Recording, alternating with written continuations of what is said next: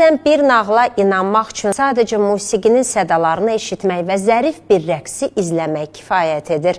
Bakı Xoreografiya Akademiyasının gənc istedadları bizi məhz belə bir seyirli dünyaya, dahi bəstəkar Pyotr İliç Çaykovskinin ölməz Şılkunçik baletinin sehrinə qərq etdilər.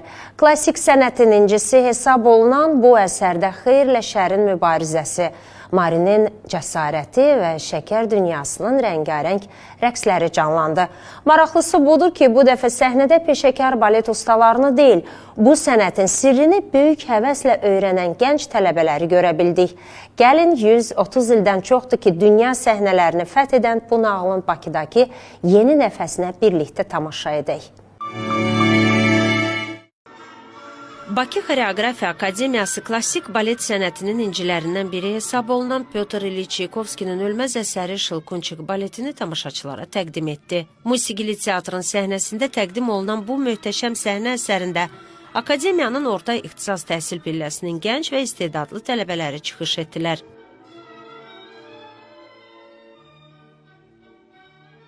Və bu zərifliyin arxasında böyük bir pedaqoji zəhmət və peşəkar komanda dayanır. Gənc rəqqasları tamaşaya müəllim repetitorlar Yelena Çerivatova, Yelena Çernausova və əməkdar müəllim Pellump Aqalyay hazırlayıb. Tamaşanın bədii rəhbəri, əməkdar artist Nalə Məmmədzadənin rəhbərliyi ilə ərsəyə gələn bu təqdimat xoreografiya irsimizin gələcək nəsillərə ötürülməsinə xidmət edir. Xeyirlə şər arasındakı mübarizəni, uşaqlıq xəyallarını və qələbə sevincini özündə birləşdirən bu nağıl hər bir tamaşaçını seyirli bir dünyaya aparır. Baletin mərkəzində cəsur qəhrəman Mari dayanır.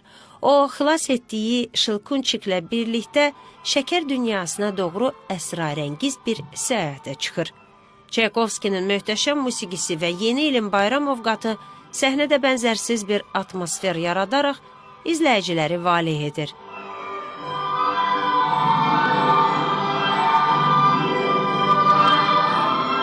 Elə səhnə arxasında da mükəmməl bir texniki işbirliyi var.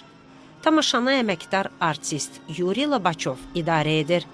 Vadim Kuskovun işıq tərtibatı və səs rejissoru Faiq Qubadovun peşəkar toxunuşları sayəsində Marinin bu səyahəti tamaşaçılar üçün vizual bir bayrama çevrilir. Səhnə əsərinin gedişatında Mari, Şahzadə və Şılkunçikin siçanlarla apardığı gərgin döyüş, daha sonra isə şəkər pərisinin onları mükafatlandırmaq üçün təşkil etdiyi böyük bir şənlik təsvir olunur. Bu bayram çərçivəsində dünya xalqlarının rəqslərindən ibarət klassik nümunələr təqdim edilir.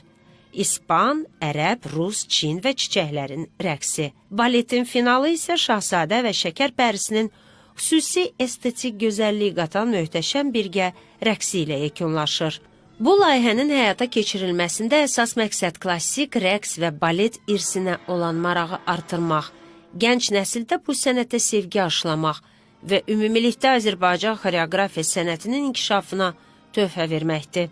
3 il ondan qabaq bizim görkəmli bir müəllimin, Plum Aqalayan Respublikanın əməkdar müəlliminin yubileyi hazırlaşırdıq və onun ad günü 27 dekabrə düşürdü. Biz düşündük ki, yaxşı olardı ki, biz Şılkunçik tamaşasını hazırlayaq və 3 il bu akademiyanın repertuarına düşüb və biz hər il yeni il ərəfəsində və Novruz bayramı ərəfəsində bu tamaşanı tamaşaçıya göstəririk.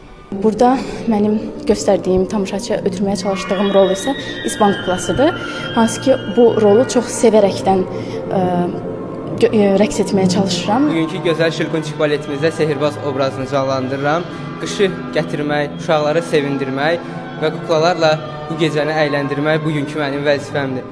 Qeyd edək ki, Şılkunçik dahi rus bəstəkarı Pyotr İliç Çaykovskinin 1891-ci ildə bəstələdiyi son balet əsəridir. İlk dəfə 1892-ci ildə Sankt-Peterburqda səhnələşdirilən bu şahəsər bugün də dünyanın ən çox nümayiş etdirilən və ən sevilən balet tamaşalarından biri olaraq qalır.